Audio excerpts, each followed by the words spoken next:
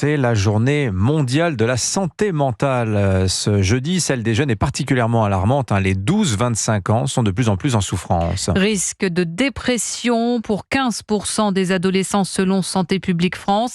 24% des lycéens qui ont déjà eu des pensées suicidaires. Des jeunes enfermés pendant la crise Covid, en proie au harcèlement, aux violences. Reportage européen de Louise Salé dans les locaux du fil Santé Jeunes, spécialisé dans la prise en charge de ces 12-25 ans.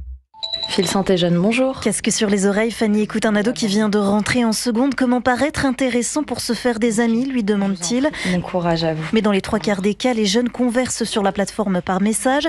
Élise répond à un élève qui textote discrètement depuis son collège. Là, je suis avec une jeune fille de 14 ans qui vient pour dire qu'elle va pas du tout, qu'elle est très angoissée, qu'elle a envie de se scarifier. Elle est à la vie scolaire de son collège, mais là, elle s'est déconnectée parce qu'elle doit partir. Ses parents sont arrivés à la vie scolaire. C'est un peu frustrant. Élise l'aurait sinon orientée vers un centre de soins adapté proche de chez elle en espérant qu'il y ait de la place. Marine, responsable de la plateforme. Tous les centres médico-psychologiques sont pleins. Il y a des listes d'attente de parfois 18 mois. Et aujourd'hui, on a des jeunes qui ne trouvent pas de professionnels et forcément reviennent vers nous pour se soulager un petit peu. Avant 2021, ici, c'était surtout des questions sur la sexualité qui étaient posées. Aujourd'hui, plus de la moitié des appels et messages relèvent de la santé mentale, des goûts du corps, montée des violences physiques ou sexuelles et solitude renforcée par l'addiction aux réseaux sociaux.